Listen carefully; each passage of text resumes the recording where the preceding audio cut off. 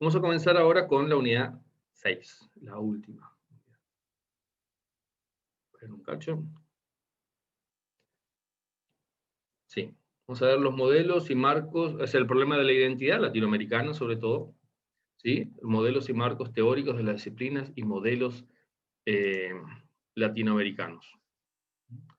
¿Escucharon hablar alguna vez de la filosofía latinoamericana o alguna de estas cuestiones? Nada. ¿Qué pasa si yo les digo, por ejemplo, esperen que voy a minimizar acá. Si yo les digo a ustedes filosofía latinoamericana, ¿qué se le viene a la cabeza?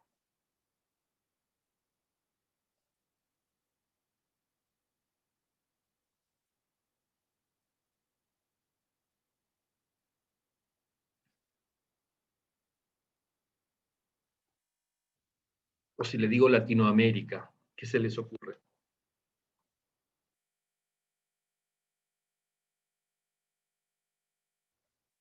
Nada. Cero ocurrencia en este día. Mm, ¿sí?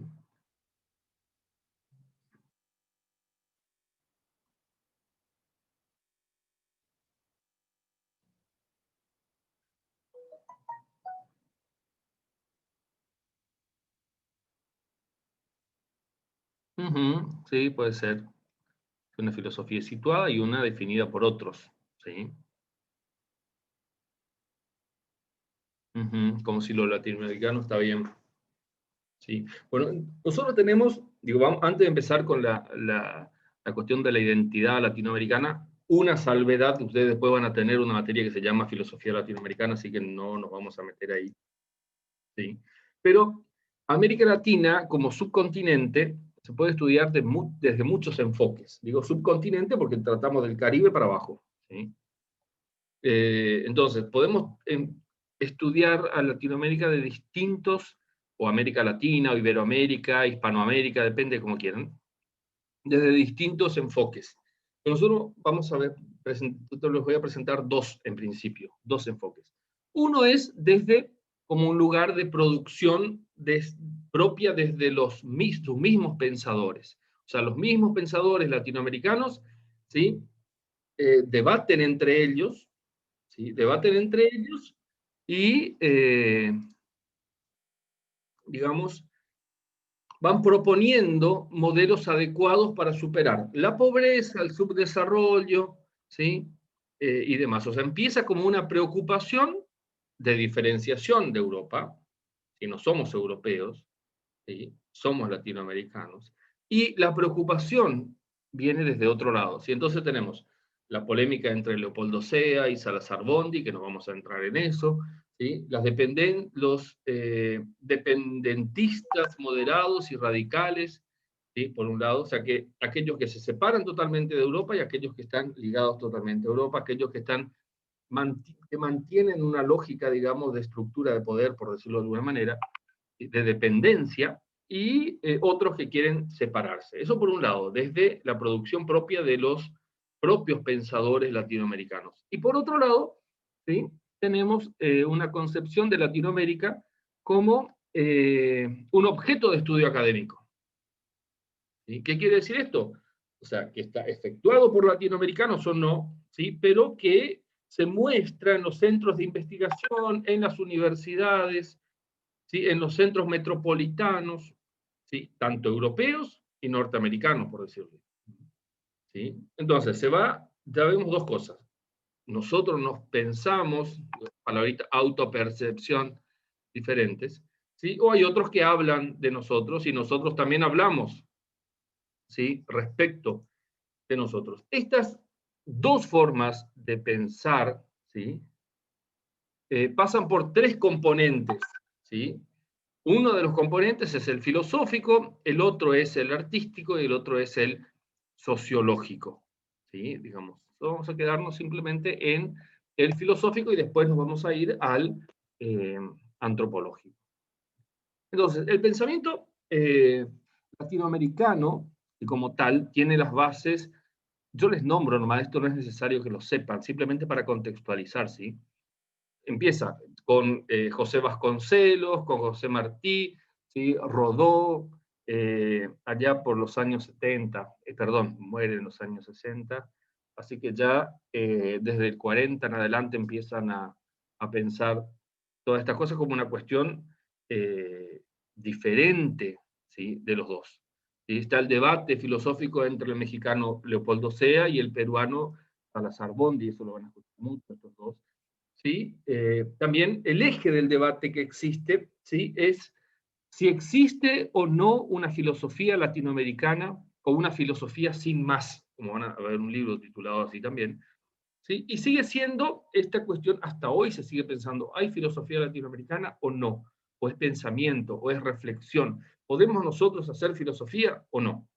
Si todos los filósofos latinoamericanos, ¿sí?, actuales están gobernados igualmente por estas dos posiciones, ¿sí? O sea, por un lado, ¿sí?, efectuando el movimiento doble de la crítica del presente y la recuperación del pasado, ¿sí?, porque se critica ahora y se mira hacia atrás, ¿sí?, y van haciendo, digamos, una sincera, creo yo, búsqueda, digamos, de emancipación y liberación.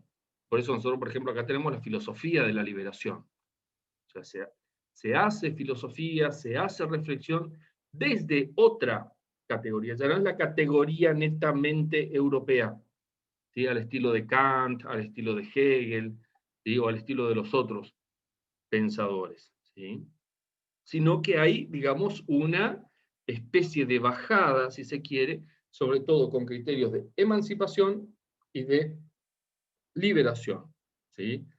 Esto hace, digamos, que los pensadores se enfrenten, los pensadores latinoamericanos, y eh, se planteen, digamos, cada uno utopías, ¿sí?, respecto de cómo salir de esto, cómo superar el pasado, ¿sí?, y cómo proponer un presente y proyectarse hacia un futuro eh, diferente. Pero la categoría más difícil o la cuestión más difícil de los pensadores es salir o hacerle frente al imperialismo de las categorías. ¿De qué categorías? De las categorías europeas. Filosofía es una categoría europea, no es una categoría nuestra. ¿Sí? José Gauss es uno de los que propone este reto, ¿sí?, de eh, cómo hacerle frente a esta cuestión sin el imperialismo de estas eh, categorías, ¿sí? Entonces, todos parten de la creencia de que la base de la redención de América Latina, ¿sí?, está en justificar, digamos, su propio papel liberador.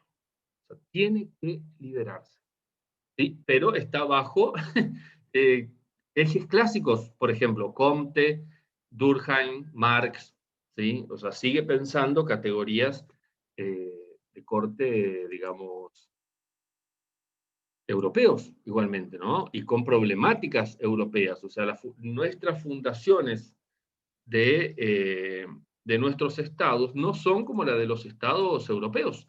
Los estados europeos se formaron por sobreabundancia de bienes y de concepciones políticas, ¿sí? O sea, eran estados ricos. Nuestros estados se formaron por carencia, ¿sí?, y por guerras, ¿sí? O sea, nuestros estados nacieron pobres, pobres y divididos. Pensemos simplemente en Argentina, cuando desde que del primer gobierno patrio a la independencia hasta la Constitución, toda la guerra civil que pasó por ahí, ¿sí?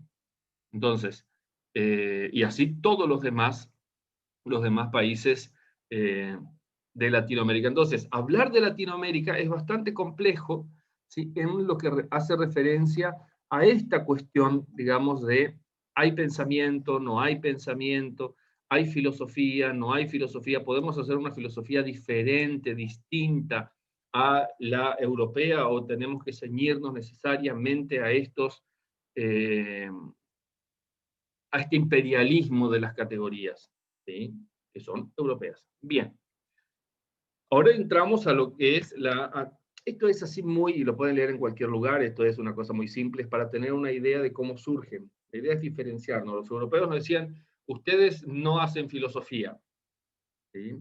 Entonces, nosotros decimos, sí, hacemos filosofía, nosotros pensamos, pero eso no es hacer filosofía, no tienen un sistema, y porque estamos ahí, filosofía no es solamente pensar y divagar, sino que es dar razón de lo que uno puede, o sea, es a partir de la razón, de la argumentación, pero sobre todo a partir de una sistematización, ¿sí? De la cosa, de dónde partimos y hacia dónde queremos llegar. Bueno, la antropología filosófica, ¿sí?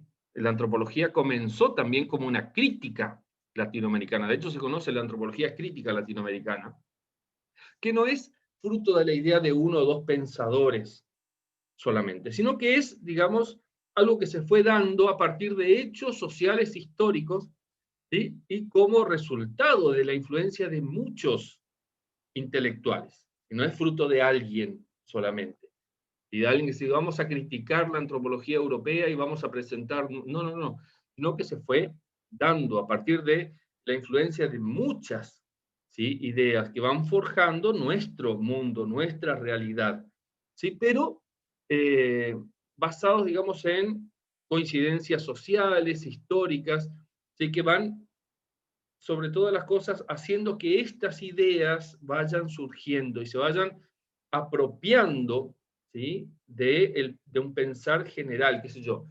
Si nosotros decimos filosofía, decimos antropología, automáticamente pensamos en la academia, ¿sí? En donde se enseña esto, en las escuelas filosóficas, en las escuelas antropológicas. Bueno, acá no. Y acá la relación, digamos, entre las condiciones sociales históricas, ¿sí? Eh, se da ciertamente en las escuelas de pensamiento antropológico, pero la crítica, digamos, de la antropología latinoamericana nace hacia los fines de los años 60, principio, primera mitad de los 70, y está ligada no tanto a la escuela, a la academia, sino que está ligada a los movimientos y a los procesos políticos e intelectuales y que van surgiendo, que emergen, ¿sí? En distintos lugares, ¿sí? Y se van consolidando en regiones, ¿sí? O sea, desde adentro de la academia y desde fuera, ¿sí? Se va haciendo reflexión. O sea, no solamente aquel que está dando cátedra en una universidad hace o piensa o reflexiona en torno a la crítica de la antropología, ¿sí? Sino que también desde afuera, ¿sí? Mucho se da desde afuera. Entonces, hay un surgimiento de ida y vuelta desde dentro y desde fuera. Sobre todo esto surge en México, en Perú y en Colombia, ¿sí?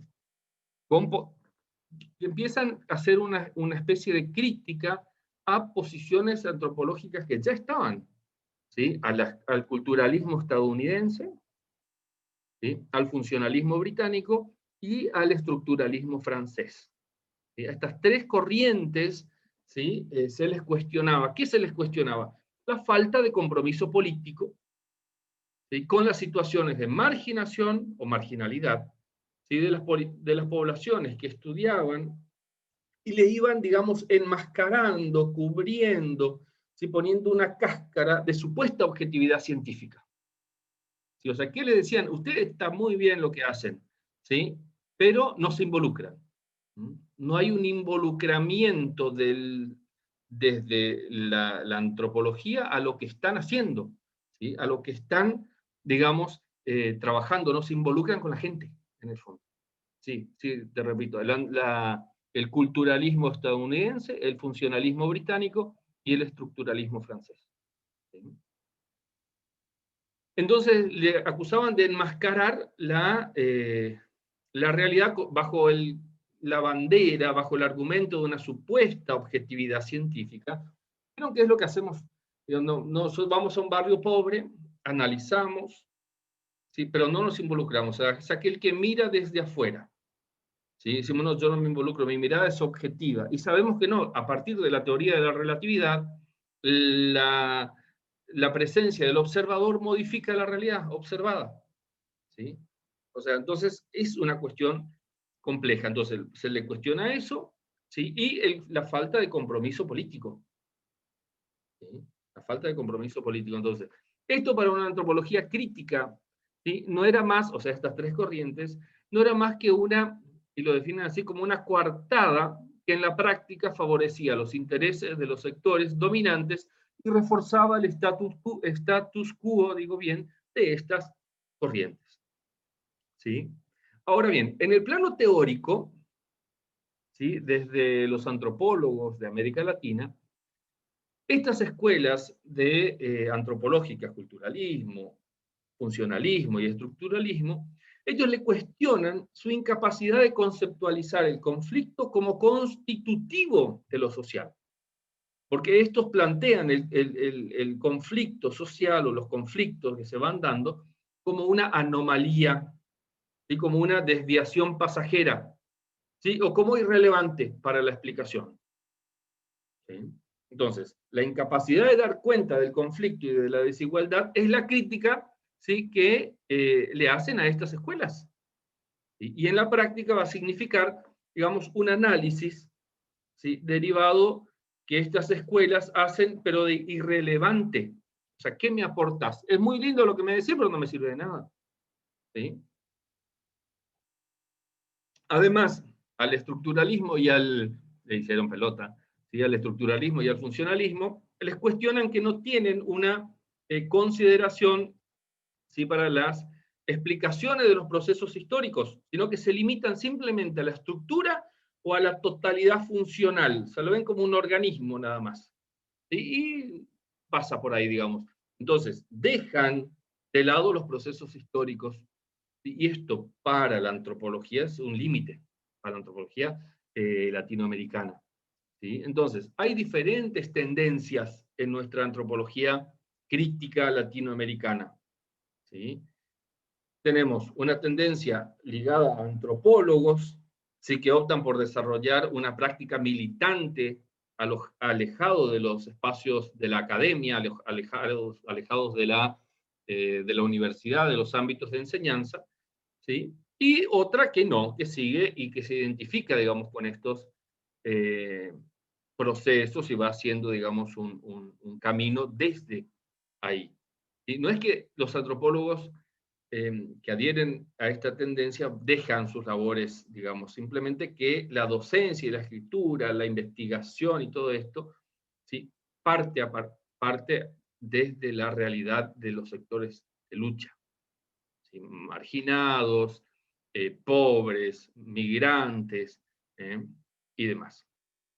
Entonces, dice Vasco, dice, la tarea del antropólogo debe ser fundamentalmente la de actuar junto con los sectores explotados de la sociedad, entre ellos los grupos de indígenas, ¿sí?, porque hay una valoración, una revalorización, que empiezan todos los movimientos indigenistas en el 60, 70, ¿sí?, para romper su condición de explotados. ¿Sí? Esta idea viene de Marx. ¿Sí? Su labor debe orientarse a ayudar a estos sectores a conocer su situación para que tengan éxito en su lucha contra ella. O sea, ¿cuál es la tarea del antropólogo? Es la de abrirle los ojos. Si a vos te están explotando, a vos te están usando, si están abusando de vos, ¿sí? O sea, vieron que hay un cambio, o sea, no es solamente aquel que mira desde una mirada del ser, digamos, no se preocupa solamente por el ser, ¿sí?, sino que hay una especie de praxis antropológica ligada. O sea, yo analizo la dignidad del hombre, bueno, pero tengo que hacer que esa dignidad que está menoscabada, menospreciada, denigrada, sea levantada. O sea, tengo que hacerle conocer su situación. ¿Sí? Hacia los finales de los 60, ligado a esta primera generación de estudiantes formados en las universidades, se consolida, ¿sí?, una crítica radical a toda esta cuestión que no se compromete con el nombre de compromiso. Pero que ahora se habla mucho, inclusive en las cuestiones políticas, de compromiso social, de compromiso educativo, compromiso con la universidad, compromiso con el barrio, o sea, porque está ligado, digamos, ¿sí?, a esta cuestión que tiene que ver con el apoyo y la solidaridad, pero sobre todas las cosas, a la lucha contra las relaciones de explotación, y que se van dando generalmente en todos lados. ¿Sí? Aparece la lucha indígena, las cuestiones digamos, de esta idea de revolución, ¿sí? Que estaba en cada esquina, ¿sí? A la vuelta de la esquina, los partidos de izquierda, las organizaciones guerrilleras, ¿sí? Donde estaban, por supuesto, también eh, los estudiantes, ¿sí? De antropología, los estudiantes de filosofía. Es más, en una época acá en la Argentina, sobre todo en esa época, 60-70, y donde aparece, bueno, toda esta idea de Perón también, ¿sí? La Organización Nacional, demás, ya venía de antes, ¿no? Pero, digo, como que hay un resurgir en toda Latinoamérica de este deseo de involucrarse, ¿sí? Entonces, las universidades a veces se convertían en un problema. O sea, los padres no querían mandar a sus hijos a estudiar a las universidades, ¿sí? ¿Por qué? Porque no sabían con qué le iban a venir. ¿Por qué? Porque había una especie de adoctrinamiento en esto, ¿sí? Entonces querían que vayan a estudiar, más vale, una cuestión así más inocua, si se quiere, contabilidad, ¿viste? Abogacía, medicina, ¿sí? Eso, y no algo que después lo termine, digamos, llevando para otro lado y podían perder a su hijo. Era un problema social que se dio acá, inclusive en la Argentina, de tirantes, digamos, entre posturas, ¿sí? Que terminaban definiendo cuestiones sociales. Ahora, los postulados, ¿sí? Que dice, un dilema más o menos semejante se presentó más recientemente en la educación sexual integral y el temor de algunos. Claro, ¿sí? Porque viene esta lógica, o sea, al venir desde arriba, ¿sí? O sea, el de abajo tiene que aceptar. Pasa eso. ¿Sí? ¿Qué hago con lo que me dan? ¿Sí? ¿Lo doy así tal cual? ¿Lo adapto a la realidad que tengo? ¿Sí? O simplemente tengo que ser un reproductor. ¿Sí? Entonces, todas estas herramientas metodológicas, conceptuales, prácticas, ¿sí? Predicadas en la academia, tenían siempre una concepción y un modelo teórico marxista. ¿Sí? Esta idea de la lucha. ¿Sí? Y estaba, digamos, en el seno de todas las disciplinas y la vocación política, ¿sí? Derivada en esta idea de compromiso. ¿Sí? Entonces, eh, había un problema a la hora de ver quiénes en el país o en los países, ¿sí? Pretendían seguir los cánones de la antropología como ciencia, o sea, los cánones venidos desde Europa, ¿sí? Supuestos o llenos de neutralidad y objetividad, ¿sí? Con otros programas, ¿sí? Como lo que se denominó la etnografía de salvamento, ¿sí? Era este estudio que te ayudaba a salvar. Entonces, los postulados eh, teóricos, ¿sí? De la antropología crítica latinoamericana se inspiró, digamos, por la apropiación, como les decía, de los criterios marxistas, sobre todo del materialismo histórico en la región. ¿Ya está? Hay como 9 versiones de Marx, ¿sí? Si ven después en Pensamiento Latinoamericano van a ver, si no les paso una obra, donde nos va dando las 9 versiones o más de cómo se interpretó a Marx en Latinoamérica y cómo pegó Marx. Entonces, esta aproximación se persigue en los postulados teóricos que articulan a esta escuela que se llamó la antropología crítica latinoamericana. Aunque hay matices también y distinciones entre los antropólogos y antropologías, ¿sí? De la región que van, digamos, exponiendo, ¿sí? Distintos postulados para resaltar los más relevantes de su postura. O sea, somos eh, el materialismo histórico, pero con variantes, porque cada uno interpreta a Marx muy libremente. ¿Qué sé yo? Desde Dussel, que no ve a Marx, ¿sí? Como alemán, sino que lo ve como judío, por decirlo, ¿sí? Entonces, un postulado, ¿sí? Consiste en abandonar la idea de cultura idealizada, ¿sí? De este ente, por decirlo así, armónico, eh, autocontenido, ¿sí?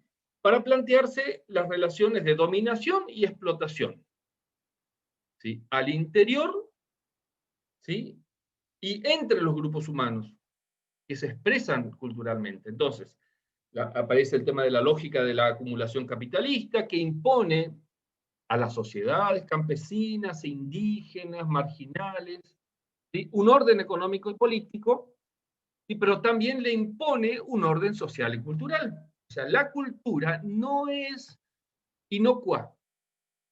¿Sí? O sea, por eso es abandonar la idea de cultura idealizada, el primer postulado.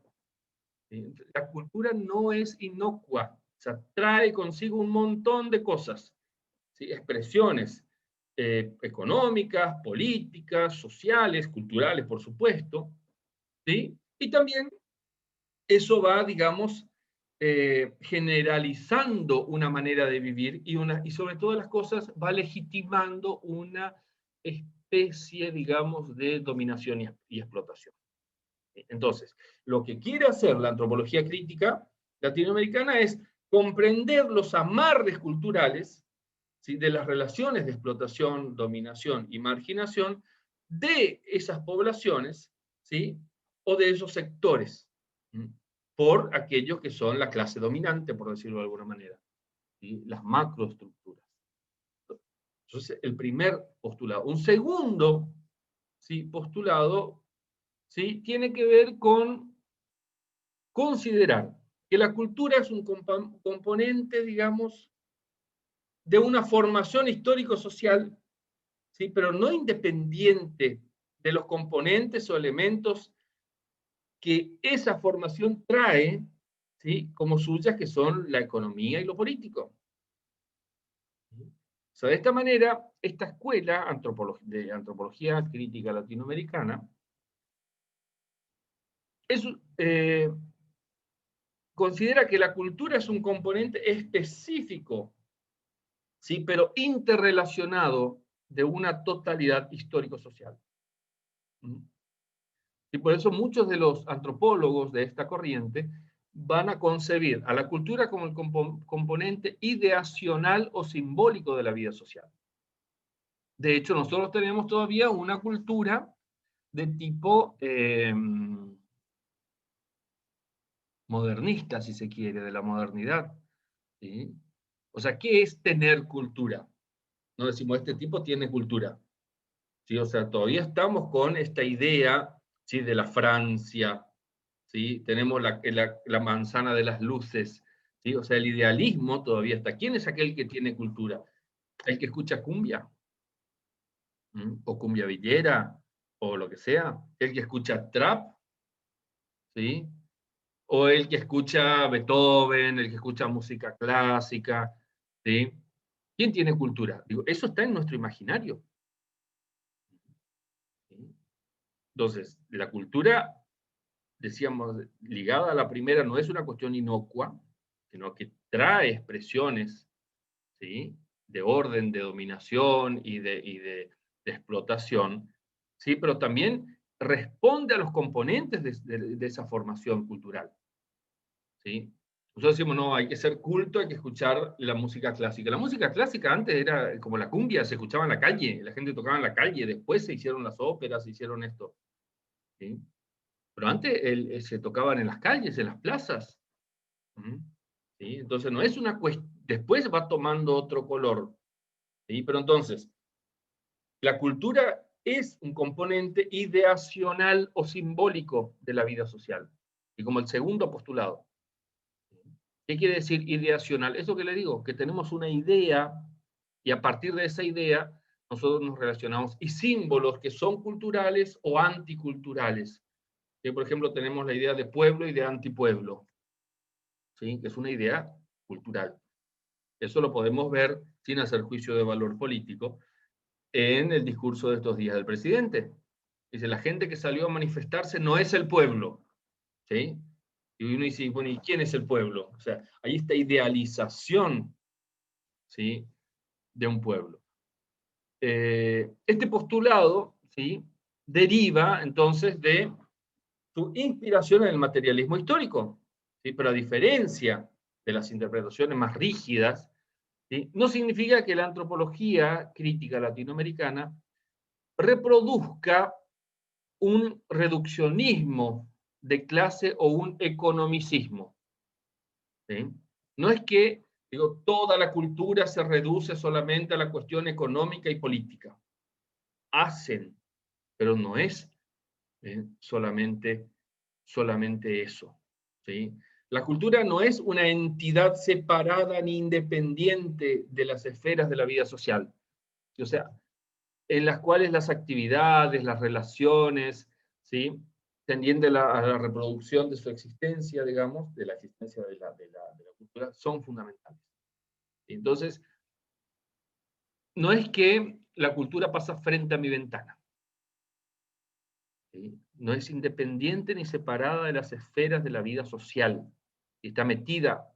Y en este sentido se debe entender, ¿sí?, el planteamiento de la prioridad que le dan a la influencia de los modos de producción, ¿sí?, que no se puede superponer con economía en la cultura. Entonces, hay una cultura que no se da en el vacío, ¿sí?, sino que siempre existe un grupo social que es portador de ella, dice Vasco. Entonces, esta idea, esta cuestión simbólica, ¿sí?, de la cultura, hay que tenerla en cuenta. El tercer postulado es que no hay un conocimiento que sea neutral. Eso ya lo veíamos en Moderna. Y el conocimiento no es neutral, sino que todo conocimiento contribuye que sea reproducir las actuales relaciones de explotación, dominación y sujeción, ¿sí?, o aporta a la transformación de tales relaciones. Entonces, o me ayuda a seguir como estamos, explotados, o ayuda a transformar. Si el conocimiento no es neutral. Saber es poder, ¿sí?, de última. ¿Sí? Para estos antropólogos, el dilema es clarísimo. O la antropología está al servicio de los intereses de las clases dominantes, ¿sí?, o asume el compromiso con los sectores dominados. O subalternizados, como les llaman ellos. ¿Sí?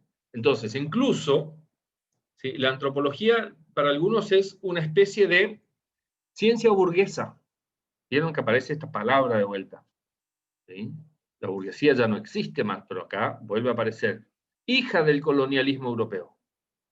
Entonces, de eso hay que separarse. ¿Sí? Tan es así el concepto de antropológico-cultural que está asociado fundamentalmente a la expansión europea o a la expansión de Occidente. Y de hecho, cuando se habla, por ejemplo, de los pueblos indígenas, ¿sí?, se habla de la población no occidental. O sea, Occidente es solo Europa. ¿Sí? No sé si ustedes vieron el lunes, ¿sí? Vieron que era el día de la...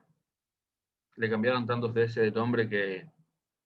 del respeto por la diversidad cultural.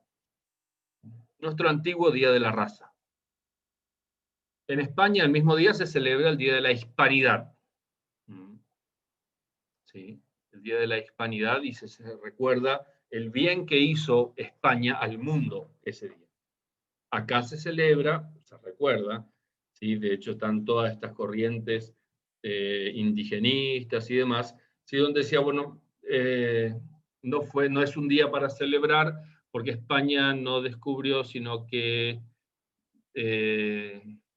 mató, destruyó, colonizó, no sé qué. ¿Sí? O sea, toda una cuestión, digamos, negativa, ¿sí?, si se quiere, de la antropología, o de este hecho. Uno puede estar de acuerdo o no, pero estamos hoy acá gracias a ese acontecimiento y demás, ¿sí? Entonces, estos tres postulados, ¿sí?, van, digamos, armando, ¿sí?, armando lo que se llamó la antropología crítica latinoamericana, ¿sí?, que va buscando sobre todas las cosas una identidad. Y ya lo decía Dussel, ¿sí?, cuando dice, conocí el mundo, dijo Descartes, y recorrió 5 países. Dice, no, yo ya conocí el mundo, ¿sí? 5 países, para él ya era el mundo. Entonces, ¿nosotros qué hacemos?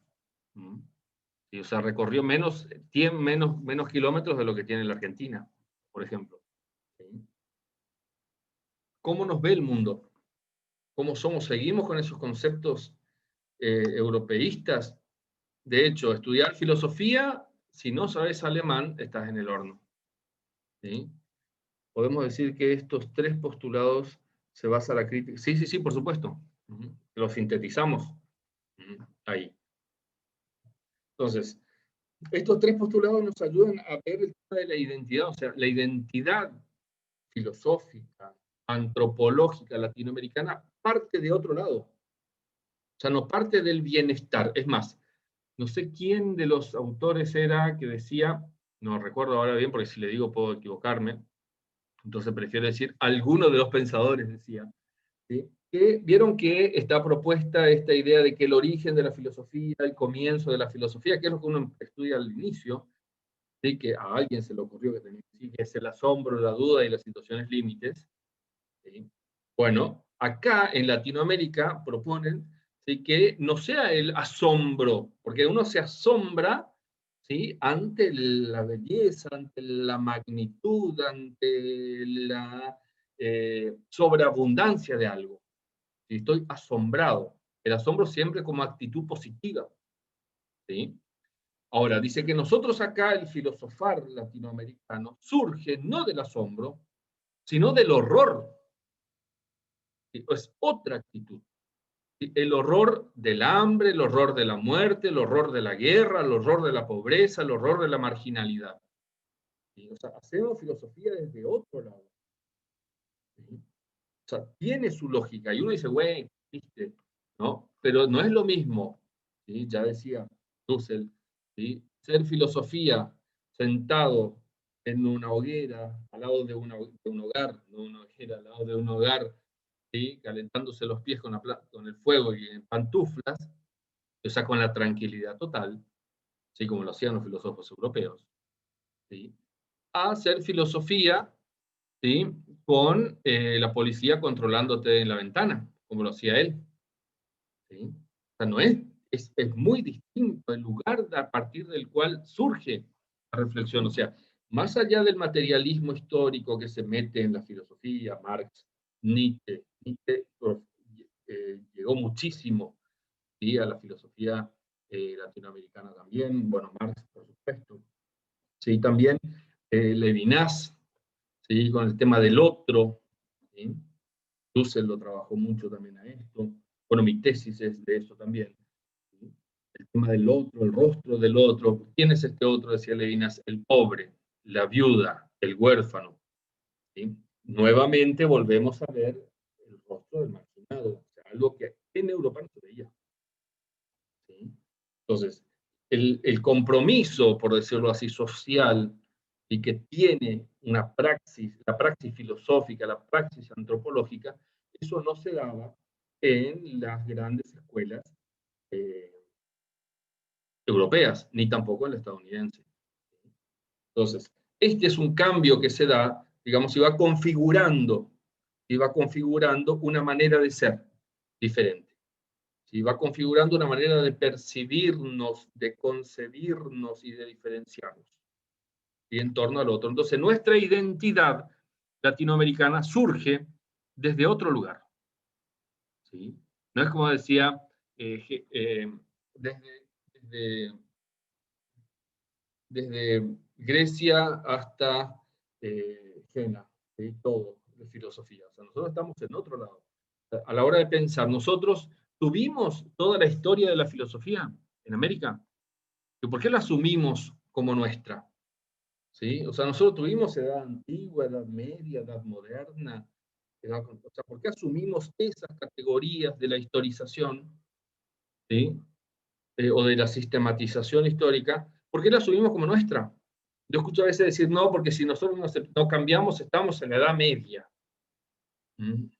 No tuvimos edad media nosotros. ¿Sí? Tuvimos edad moderna y no sé. O sea, aparecimos, surgimos, ¿sí? Empezamos a hacer en distinta época. ¿Sí? Entonces no podemos siquiera compararnos. ¿Sí? Es más, nos estamos comparando permanentemente con Europa. ¿Sí? O sea, no logramos separarnos. Si no logramos ver nuestra identidad, pasa. O sea, tenemos una nueva matriz cultural. Sí, ciertamente. En Latinoamérica se dio una nueva matriz cultural diferente, o sea, de la mezcla, del mestizaje, que no se dio en otros lados. Y esto es único. Y bueno, esto tiene que ser un valor nuestro, no una cuestión, digamos, negativa. ¿Sí? Un valor, no un disvalor. Ahora, tenemos que aprender qué somos. Somos latinoamericanos, somos iberoamericanos, somos eh, hispanoamericanos. ¿Sí? Hasta esa categorización es exógena. ¿Sí? Dice Dussel, yo recorrí muchos países de Latinoamérica, ¿sí?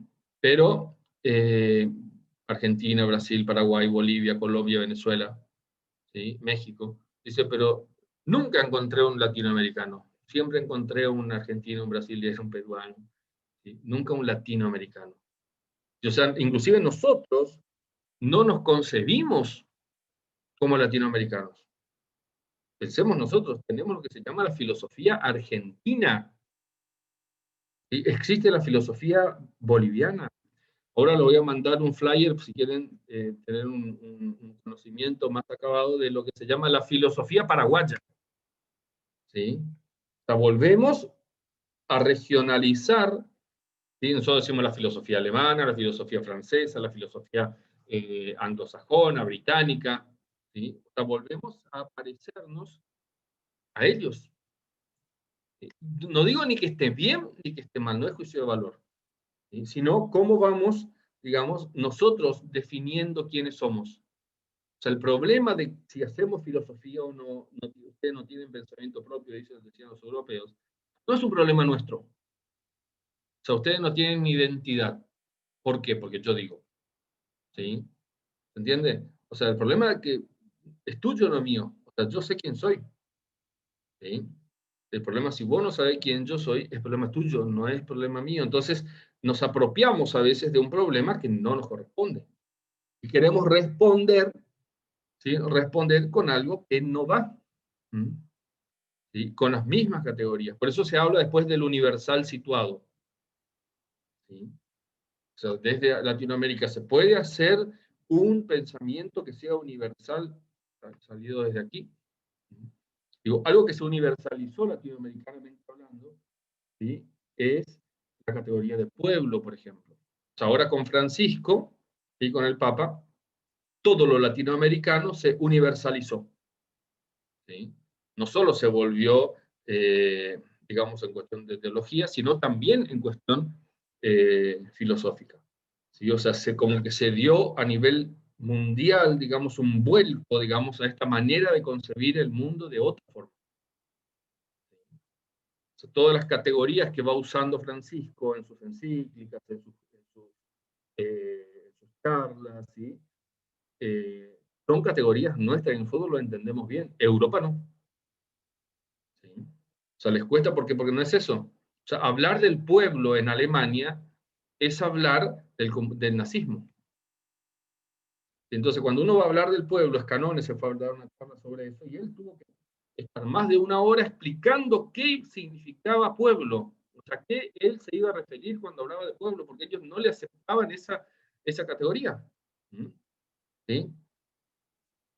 Es lo que Malinowski critica de la primera antropología científica, eurocentrismo, endocentrismo, ¿sí? Y propone el relativismo cultural. Sí, bueno, pero el relativismo cultural, a veces, o sea, ¿la cultura es relativa? Sí. Ya dijimos que es relativo, ¿no? Es aquello que tiene relación con otros. O sea, ustedes son relativos a mí. Ahora, hay una relación. Y, o sea, el alumno es relativo al docente y el docente es relativo al alumno. En cuestión de relación. Ahora, si decimos relativismo, caemos en esta corriente, ¿sí? Donde da lo mismo cualquier cosa. Y eso es otra cuestión. ¿Sí? O sea, si nosotros vemos el relativismo cultural como que cada cultura hace lo que se le canta, ¿sí? Es una cuestión. Ahora, si nosotros vemos esta dimensión de relacionalidad, ¿sí?, de relatividad entre los que componen ese grupo social, es otra cosa. Sí, pero pensamos, nuestras categorías son europeizantes. ¿Sí? Nuestras concepciones son europeizantes. ¿Sí? Nuestra filosofía es europeizante. Piensen, díganme un autor latinoamericano de filosofía, aparte de los que yo les nombré.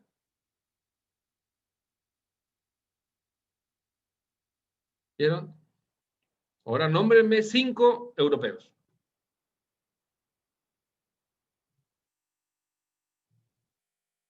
¿Mm? Está contando Florencia. ¿Mm? Sí, es mucho más fácil. ¿Sí? Pero no sabemos quiénes son. Dígame un filósofo argentino, fuera de estos de la televisión.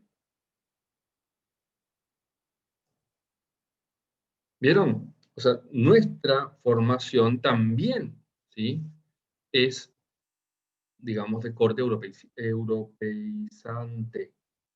¿Sí? No. ¿Sí? Entonces, ese es el tema. ¿Sí? Esa es la cuestión. O sea, no hay referencialidad nuestra. O sea, seguimos mirando, ¿sí?, hacia afuera. Seguimos mirando hacia afuera. Y la filosofía solamente viene de afuera. Es más, si hacemos en otro idioma es mejor. Entonces tenemos que hacer filosofía en inglés, tenemos que hacer filosofía en alemán. ¿Sí? ¿Por qué? Que el alemán aprenda castellano. Que me traduzca a alguien y que aprenda. Claro. ¿Sí? ¿No? Entonces, pero entramos en esta lógica. ¿Sí? En esta lógica parece que es la única forma que tenemos de hacer. ¿Sí? Y después terminamos romantizando la antropología. ¿Sí? Esto de los postulados, ¿no? La terminamos romantizando, diciendo, bueno, no es inocua, es objetiva. O sea, con el verso de la objetividad, ¿sí?, con el verso de la objetividad, nosotros nos abstenemos de involucrarnos. ¿Sí? De poner los pies en el barro, por decirlo. ¿Sí? O sea, si nosotros pensamos, la antropología europea es una antropología del ser. ¿Sí? Una antropología del ser. ¿Sí? El europeo es. O sea, lo que le importa es ser. Kush, ¿sí?, decía que el americano, él trabajó en el NOA sobre todo, ¿sí?, con las comunidades del NOA, decía, el aborigen americano, el hombre americano, no le importa el ser, ¿sí? Él está, o sea, es el estar, ¿sí? Eso es lo fundamental, no es el ser, sino es el estar. O sea, dice, el indio americano está, ¿viste? No le importa si eso no es, él está. ¿Sí? Y ese estar en el mundo es totalmente diferente, ¿sí?, al ser en el mundo. ¿Sí? ¿Vieron? ¿Se acuerdan del Dasein? ¿Cómo que era? Ser en el mundo. ¿Sí? Es el estar ahí, pero es el ser en el mundo. ¿Sí? Acá no, acá es el estar. ¿Sí? El cuento de la Andricina, del yanqui que se encuentra con el polla. ¿Mm? ¿No lo escucharon nunca? ¿Sí? Bueno, en el Mundial dice que lo cuento así, que la Andricina lo hace mucho más lindo. ¿Sí? Pero dice, bueno, dice, Yankee quería ir solo, disfrazado de turista, vieron que ellos se disfrazan de turista. Entonces, se encuentra con un colla, esperen que lo voy a poner así escuchamos, Landricina.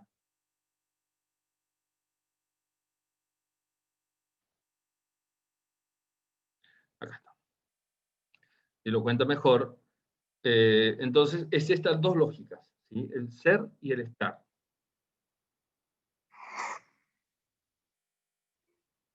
Tiene que pasar la publicidad y ya estamos.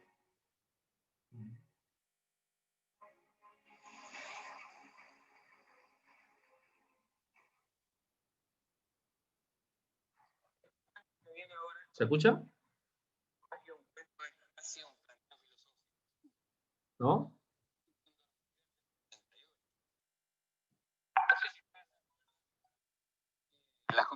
turismo organizaban con buen criterio Nada. pequeñas.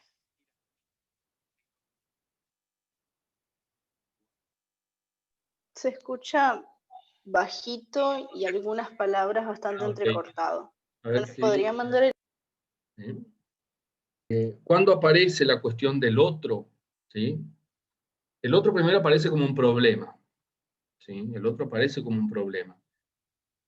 Sobre todo después de la modernidad, después de las guerras, ¿sí? La posmodernidad, donde decía, como decía Sartre, el otro es mi infierno. La mirada del otro me cosifica.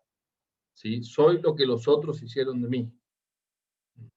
¿Sí? ¿Cuándo se empieza el otro a ser un problema? Cuando lo empiezo a ver como un enemigo, por decirlo de alguna manera. Cuando se destruye o se menoscaba o se licúa la cuestión del nosotros. O sea, ya no hay un nosotros común, sino que ya aparece el otro. ¿Sí? En las comunidades antiguamente, no tan antiguas, sino que en los tiempos pretéritos, no tan lejanos, o sea, había una pertenencia, éramos nosotros. ¿Sí? Ahora ya no hay nosotros, ahora soy yo y el otro.